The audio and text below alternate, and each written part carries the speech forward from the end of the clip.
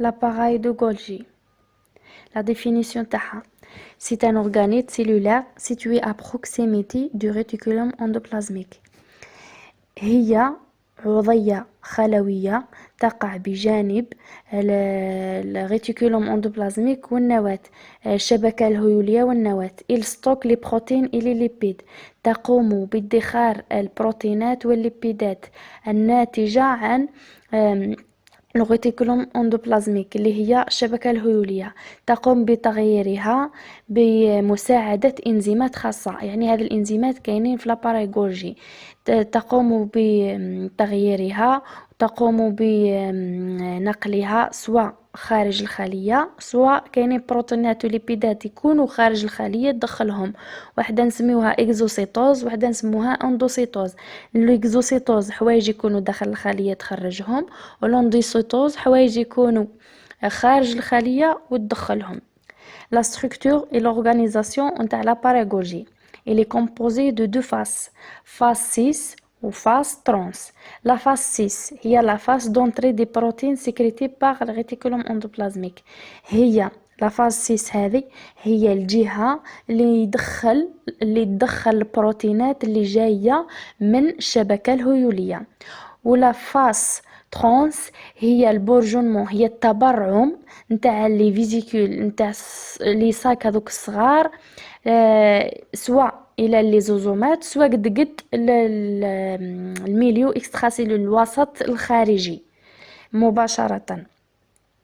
هاو هنا هذه الشبكة الهيولية كما رانا نشوفوها، هي شبكة هيولية هذه محببة يعني تخدم لنا لي بروتين. هذه لا فاصاد هذه الواجهة اللي حدا الريتيكولوم اندوبلازميك نسميوها لا فاس 6، لا زون 6. وهذه لا فاس اللي منا اللي تخرج لبرا نسميوها لا زون ترانس. يا خي يعني هاد لي بروتينات اللي تعطيهم لنا والليبيدات الشبكه الهيوليه يدخلوا هنا لاباري غولجي، تموديفي فيهم واش تموديفيهم وديرهم هنا في لي فيزيكول. ها دي فيزيكول باه يخرجوا هنا. كاينين حوايج يقعدوا هنا في الممبران، وكاينين حوايج يخرجوا السيتوبلازم، كاينين حوايج يروحوا ليزوزوم. المهم كل واحد وخدمته واشيه. نفوتو لا فونكسيون. الفونكسيون اللي هي اهميه ولا الخدمه نتاع لاباري غولجي. لا ترانسفورماسيون دو سبستانس فونو دو ريتيكولوم اندوبلازميك اي leur distribution grâce à un courant membranaire. قالك تقوم بتغيير المكونات اللي جاتو من الريتيكولوم اندوبلازميك من الشبكة الهيولية، تقوم بتوزيعها grâce à un courant membranaire.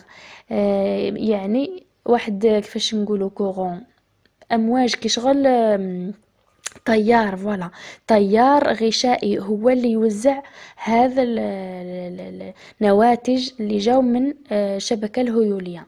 La différenciation et le renouvellement du système membranaire. différenciation هو التمايز، et le renouvellement هو التجدد تاع السيستم ممبرانا. كيفاش يتجدد السيستم ممبرانا؟ دوك نشرح لكم. شفتوا في هذه لا فوتو اللي قلناها هنا، ها هي هذا السيستم ممبرانير. دوك هذه يا اخي ممبران منا ممبران بلازميك، هذه ممبران بلازميك. دوك هذه كي تروح هنا ها هي تولي تحل هذا الممبران وتدخل هي، يعني هذا الممبران اللي هنا ها هو تجدد بهذا اللي هنا. ان شاء الله تكونوا فهمتوني، راني ندير لكم بالسهم وهذا السهم ملون ان شاء الله تفهموني واش قصدي. هذه لا غونوفلومون نتاع الممبران. نفوتو هنا la glycosylation des lipides et surtout des protéines venues du réticulum. La glycosylation هذه وحدها لازمها درس. la glycosylation شغل حاجة تتغير. glycosylation حاجة فيها جلوكوز، يعني لي ليبيد ولي بروتين تصرى لهم glycosylation. هادو جايين من الريتيكولوم كما قلنا، ولا هاد لي جليكوليبيد والبروتيوغليكان تصرى لهم سولفاتاسيون. هذا هي لي ماجور فونكسيون تاع لاباراي دو غولجي. كيما هنا هاهي عندنا هذا الفوطو ان شاء الله تكون واضحه برك.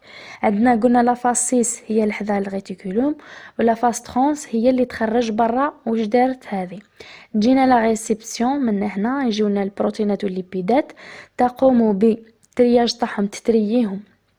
وهنا ها كيما قلنا غليكوزيلاسيون، اسامبلاج، ولا فوسفوريلاسيون، ولا المهم كاينين حوايج يتستوكاو ويقعدوا هنا في لاباري غولجي، وكاينين حوايج يخرجوا. ما تنساوش في الاخر تاع الفيديو ديروا لي سبسكرايب باش يدخلوا لكم كل جديد، وضغطوا على زر على زر الاشعارات باش كل ما ندير فيديو يجوكم جديد.